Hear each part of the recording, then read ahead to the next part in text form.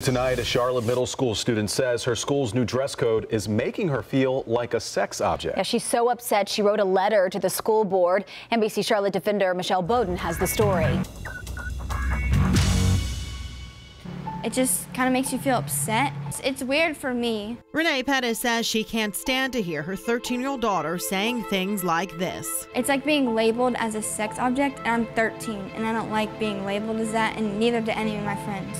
It breaks your heart. I mean, you see her in tears because as a 13-year-old, she's not ready to view herself in that way. The 7th grader at Carmel Middle School in South Charlotte says the new principal this year started a new dress code that is stricter than it is at other CMS middle schools and stricter than it was even at Carmel Middle last year. Shorts now have to be fingertip length, not fist length as they were allowed last year.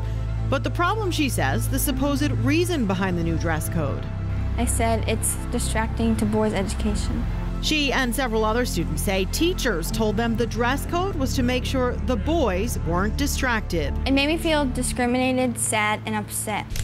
So upset, she wrote a letter about it to the school board. CMS policy lets each principal determine and enforce their own school's dress code. The principal didn't want to talk on camera, but did tell us the dress code is equally enforced involving boys and girls. Her mom, though, says as a 5'10" volleyball player, Anna Lee already feels different, and middle school is tough enough without being made to feel like a so-called sex object. They deserve respect, and I just want to stand behind all these girls that have these feelings and let them know just that they're loved and that they should be free to be who they are. In South Charlotte, Michelle Bowden, NBC Charlotte. The principal tells us he met with a group of parents about 2 weeks ago about their concerns over the dress code, and he feels like the issue was resolved.